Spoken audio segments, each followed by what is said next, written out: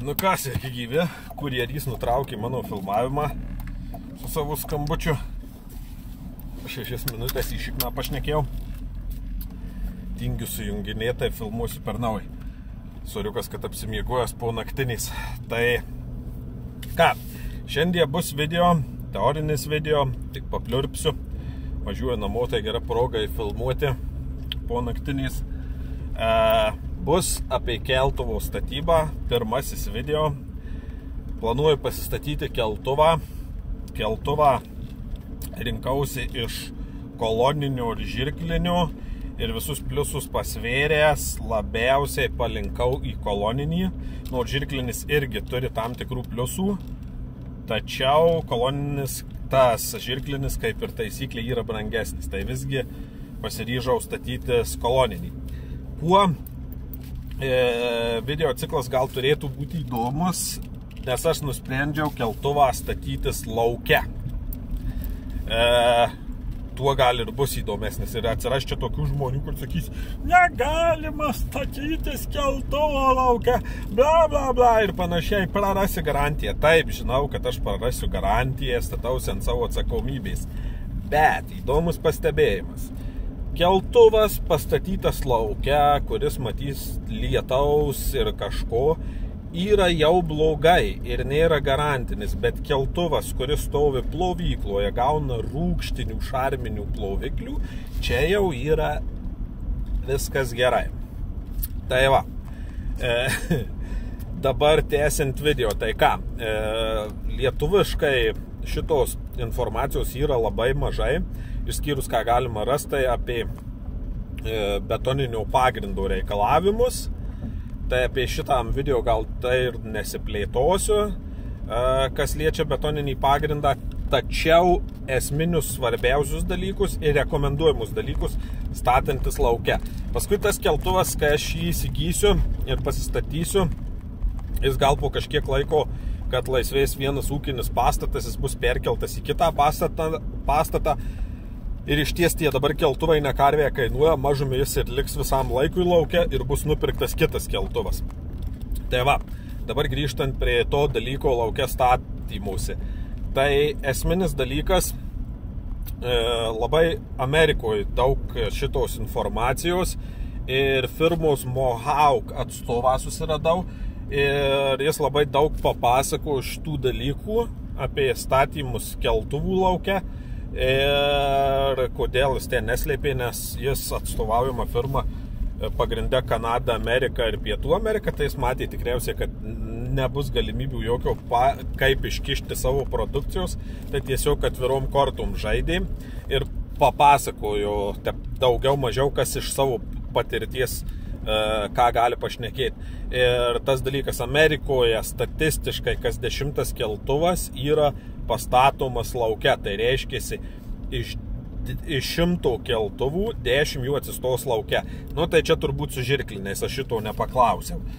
Tai jisai pasakė tuos visus būtinuosius dalykus ir rekomenduojamuosius dalykus, kad norint, aišku, jie duoda ten 3 metų garantiją, bet lauko atveju statantis palieka metų garantiją, nu ten priklausomai ir panašiai.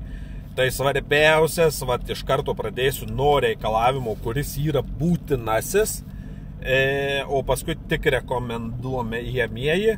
Būtinasis reikalavimas lauke statantis, grindų reikalavimas yra toks pat kaip visur, tam tikras storis, tam tikra betono klasė, ar jie armuotas plonesnis, jie ten armuotas su metalo fibra, nu čia viskas šitas ten yra jau kita, kaip tas sako, tema.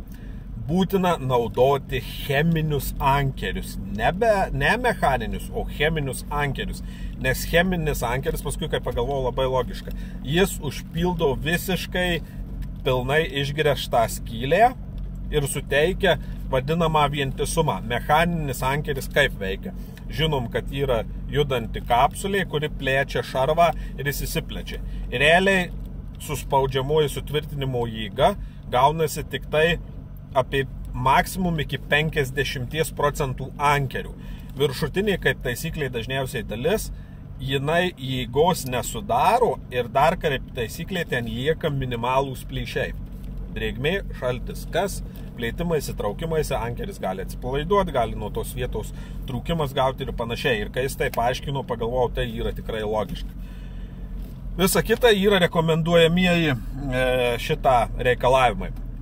Antroji rekomendacija, griežtai nerekomenduoja statytis magnetiniais stabdžiais koloninių keltuvų, nes magnetiniais stabdžiais jie skirti patalpoj, magnetinis stabdis gali gauti drėgmės, kol korozija kažkas ir jas gali užstrigti. Rekomenduojama naudoti mechaniniais stabdžiais, o iš mechaninių geriausia būtų linkti į pigiausią vadinamą stabdžio sistemą, kuri dabar yra laisvo patento, kurią naudoja kiniečiai, visos šitos sistemos. Pati seniausia, tai reiškia ant kiekvienos karietos individualiai atpalaiduojama. O tik tai sekančių variantų rinktis, kaip lietuviai kartais rašo, vienpusis fiksavimas. Tai ten ne vienpusis, bet principe užfiksavimas, atfiksavimas atliekamas iš vienos pusės. Tai šitą rinktis antru atveju. Tai dėl ko taip yra? Nes kada yra iš vienos pusės atfiksavimas, reiškiasi, tu pasikeli nuo stabdžio šiek tiek, įspaudi rankeną ir paskui nuspaudi vožtuvą, išleidinėjai slėgį ir tavo mašina leidžiasi. Reiškiasi, tu turi laikyti reikalingos 2 rankos, kad tu atlikti automobilio nuleidimą. Tie stabdžiai kaip ir teoriškai traktuojasi saugesni, nes, kaip tas sako, jie šitą sudirba, kaip tas sako, ar kažkas atsitiks, tu staigiai atleis, jie būdu išsiskleidžia. Kritimų atveju ten ar kažkas tokio.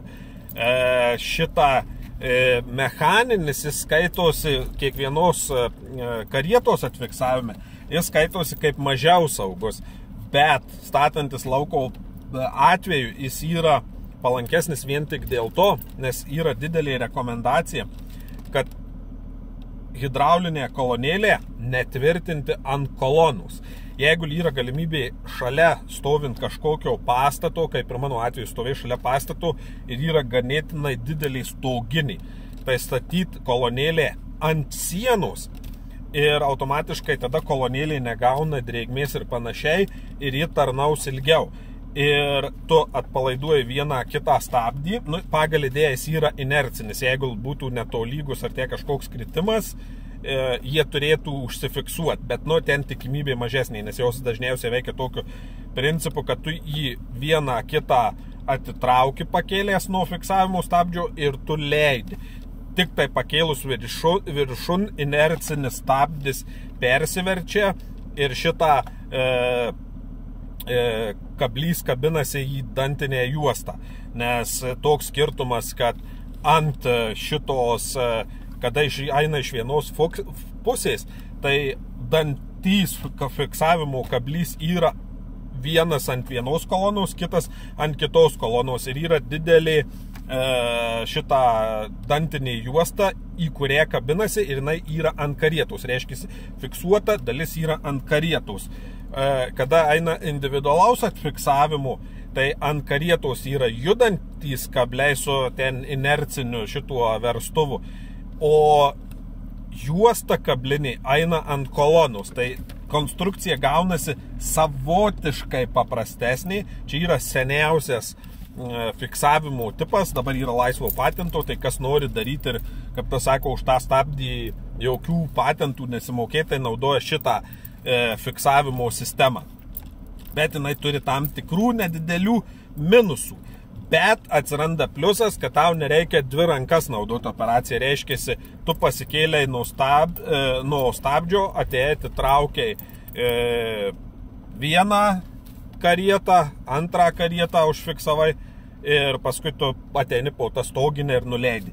Jeigu visgi galimybės nėra, sakykime, perkelt pumpos arba elektros mazgo ant kokios sienos ar kažkur, tai toj firmui net atskirai tokius skardinius lankstinius ant kolonos kaip mini stogėlis, kad negautų tiesioginių vandens ir panašiai.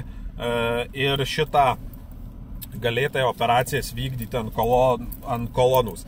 Sekanti rekomendacija tai yra tokia nebūtinoji, bet irgi rekomenduojama visus judančius mazgus susitepti tepalų laiks nuo laiko. Tai pavyzdžiui, trosai, viskas turi būti ištepta tepalais ir taip yra, užtikrinamas ilgesnis tarnavimo laikas. Jeigu patalpoj, ten su drėgme nėra, tai tokių kaip trosų jų nebūtina tepalų tepti, nes trosai realybėj daug kas įsivaizduoja, kad keilimą atlieka, jie netlieka keilimų, jie atlieka automobilio balansavimą, nes automobilis nėra simetriškų svorių. Ir realiai tepalą varys pirmą į tą karietą, kurio yra lengvesnė apkrova, o trosai tai padaro, kad šitos apkrovos išsilygytų. Tai va, praktiškai šitam video būtų tiek, kiek galvoju paminėjau viską. Toliau ką, samdysim žmonės, kad išbetonuotų ir žiūrėsim, kaip gausis, kaip kas, paskui kažką sureksim kažkokį video. Esu nusižiūrėjęs iš vienos firmos keltuvą, kaip statymai, kaip gavosi, gal ateity dar nufilmuosim, kaip eksploatacija sekasi po kokių metų laiko ar panašiai. Tai va, šiandien video tiek, dėkui, iki.